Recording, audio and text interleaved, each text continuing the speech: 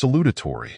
A lesson from the book Personal Magnetism, Psychic Influence, etc. by William Walker Atkinson.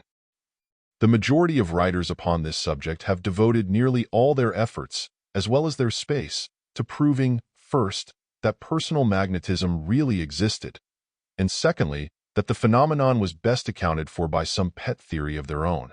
Attribute the power of influencing men to the use of a vegetarian diet, notwithstanding the fact that some of the most magnetic individuals make graveyards of their stomachs.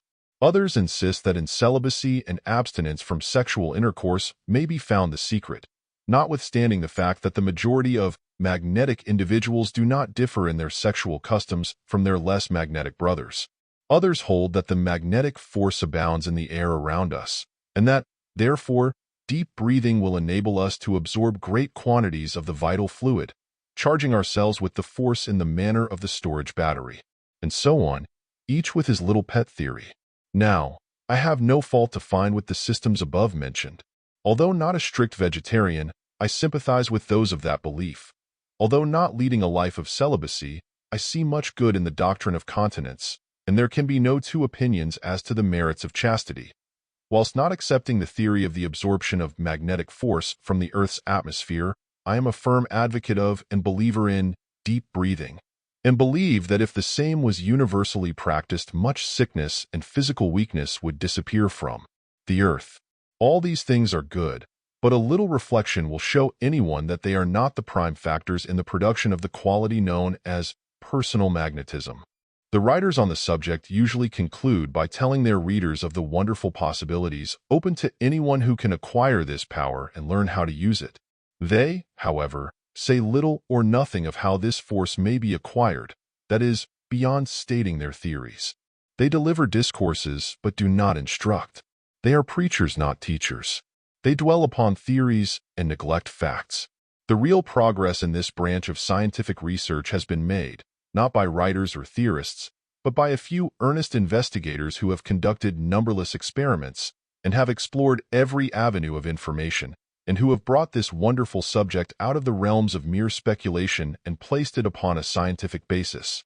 The writer has been a close student and investigator of this subject for many years, and the present work is an attempt to give to his students some of the fundamental principles derived from the investigations and practical experiments of himself and his co-workers in this field.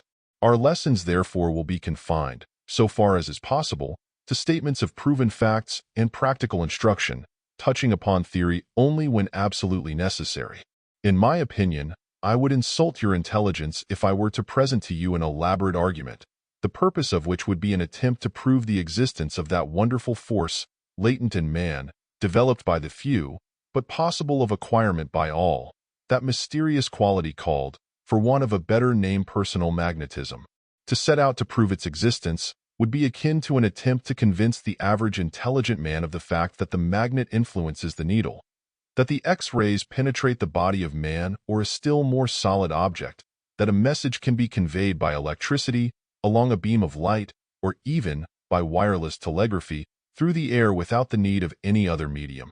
Every intelligent person is aware of the existence of the above-mentioned phenomena and does not need to have the same demonstrated to him.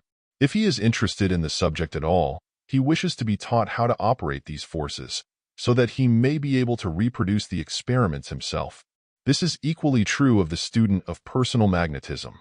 He has long since learned that such a force exists. He sees it around him every day, and knows of the wonders that are accomplished by its aid. He, possibly, is aware that he has developed the force to a certain degree, and what he wants, in any event, is to become acquainted with the means whereby he can fully develop and intelligently use the force latent within him. I, therefore, shall make no attempt to demonstrate the existence of this force, believing it to be self-evident. I also intend to avoid a tiresome discussion of the numerous theories which have been advanced to account for the phenomenon of personal magnetism. I have no pet theory to advance. I will endeavor to teach you how to obtain results, and you can then read up on the subject of theories, or possibly formulate a new theory of your own. I will state briefly my own conception of the cause underlying the phenomena alluded to in this work, but I shall not attempt to force my views upon you. You are at liberty to accept or reject any theory, as the result in no way depends upon any special form of belief. Many of those who have obtained the best results have discarded one theory after another, and now say that they do not attempt to explain the real cause underlying the results, being content to work on, without a dogmatic theory, so long as they know how to obtain the results. With this explanation, I will leave the land of theory and enter into the realm of practice, and will endeavor to so instruct you along the lines of the development and use of this mighty force that you may reproduce the results already obtained by others, and perhaps may become investigators and leaders in the work of blazing the way through the woods of superstition and mystery with which the subject has been surrounded so long. I will ask you to accept nothing that you cannot prove. End of lesson.